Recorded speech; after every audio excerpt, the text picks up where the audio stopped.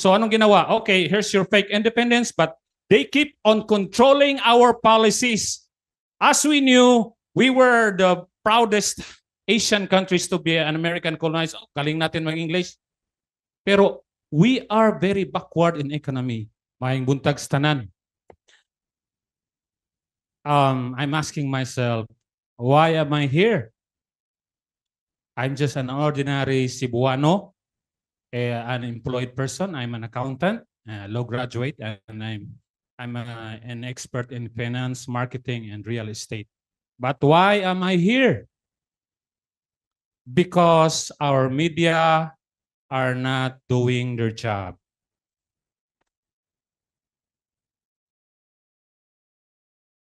As we listen to our speakers, I keep on nodding. Sabi ko, tama, tama, tama.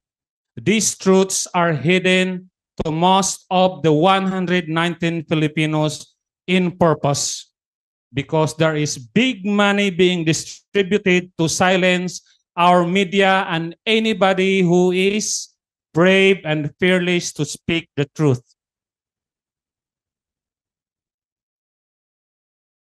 I'm wearing this t-shirt. No to war, no to EDCA. For us Filipinos, as a former colony of the United States, war is glamorized. Oh, we love wars. In movies and in TV. We love movies where Germans are being massacred by British and American and NATO forces. We love movies where they bomb Japanese, regardless if they're civilian, women, all people. We cheered for that without guilt. For a long time, we watched Vietnam Wars, Rambo. They killed a lot of Vietnamese, Laos, Cambodian, and we cheered. Even in Korea, those are our Asian brothers. But we allowed the white people, the Western forces, to make Philippines as their base, to bomb and kill our fellow Asians. We are so proud and we think we are almost Western. In fact, nag-English ako, because we've been colonized. The back of our minds, there's still part of the American propaganda, American educational system that makes us think like Americans. And we become numb inside. We lost our identity as Asians. We lost our real identity as Filipinos. We become American wannabes. But is America really our friend? When they come in 1898, they come by deception. Nabintan na tayo ng $20 million by Spain. Hindi kasali yung Spratlys, ha? Tapos, they came and said, okay, we will help you fight the Spaniards. Only to realize they already in our territory that they are the enemy, infiltrating. And during World War II, oh yes, we are so proud of saying when MacArthur said, I shall return. Very positive impact. Was it? Baligtarin natin. Iniwan tayo ng mga Kano when the Japanese forces are invading Asian countries. We are not their priority. They go back to Australia and defend Australians, not Philippines. And when they come back, as Eric said, Manila was not that destroyed because we are not really the target. We are not a military force during World War II. But when the Americans about to end the World War II, they put every bomb available on Manila, destroying, racing to the ground, and killing 100,000 people on that bombing alone. Why? Papaluhurin nga tayo. And after that, they said, okay, we will repair Philippines. Tapos, you allow us to harvest your resources. Logging, mining, farming, every major industry in those times, Amerikano ang nagdala. Sila ang nagkapera. Yes. And after that war, World War II, ilang gira bang nangyari? More than 66 interventions around the world. Ang nangyari, at least 30 nations were being bullied, invaded, intervened, assassinated. Leaders were democratically elected. Sinira ng United States. Iraq, sabi, okay, weapons of mass destruction. Wala naman pala. What is the moral lesson here? When the Americans say something, you better think. Because the objective is to take control of your country and steal your resources. Bakit ba may gera sa Middle East? Ano bang meron sa Middle East? Oil. Bakit ba laging magulo ang Africa? Minerals. The same with Philippines. But then, we were one of the biggest colony of the United States back in the 1930s. Pero bakit tayo binitawan? Why did they give us independence? They did not tell it fair and square ano ba talaga. But if you do some research,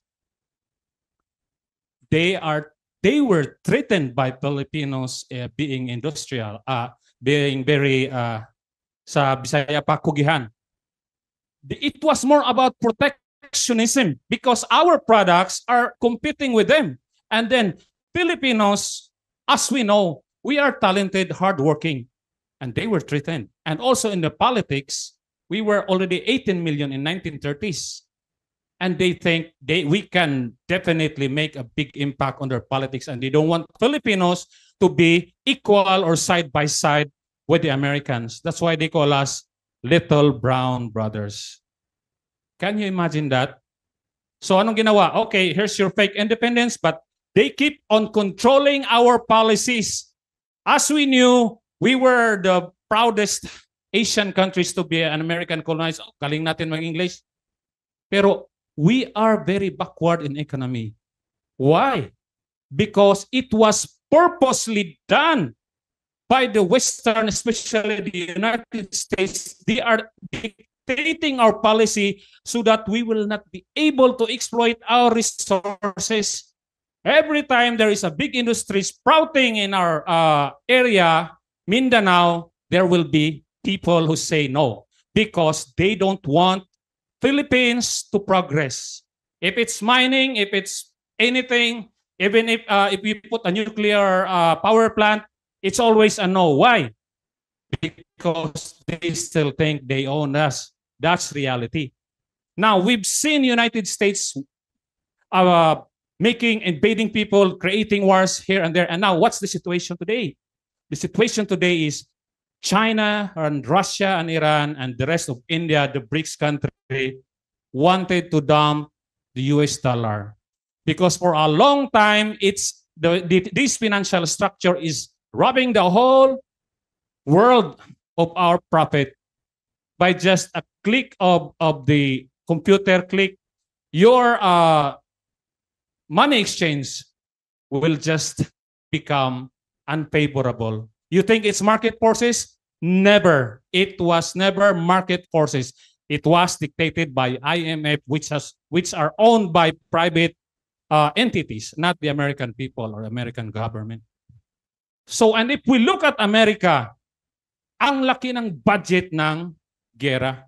In 2023, around $860 billion ang budget nila sa gera. Ang laki niyan.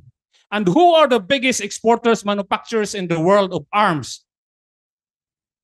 Top 4 Americans. Boeing, Northrop Grumman, McDonnell Douglas. Those are companies creating manufacturing bombs, planes, and all other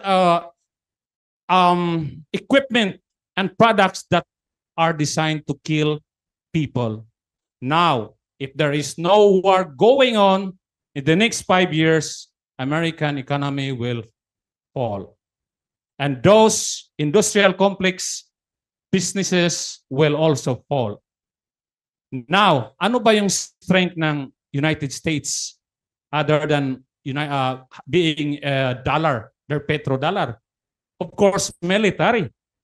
And we have China and Russia being equally capable, superpower. But they cannot afford to fight a direct war with Russia. So, anong ginawa nila? Niloko nila yung Ukraine. Ukraine and Russians speak more or less the same language. There are plenty of Ukrainians who speak Russians, and they are brothers. They look the same. They have the same culture, but somehow the money, the propaganda budget of the United States and the West is so big and powerful that they were able to make Ukrainians and Russians kill each other. Can you imagine? That is how propaganda works. When there is money, lies become truth. And truth become lies.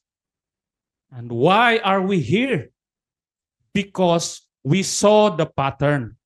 Maybe there's only few of us who will speak brave enough to risk our lives. But whether we like it or not, we have to do it if we don't want to see Philippines like Gaza and Ukraine. War is ugly. Ang nakikita natin sa movie, social media, filtered yan.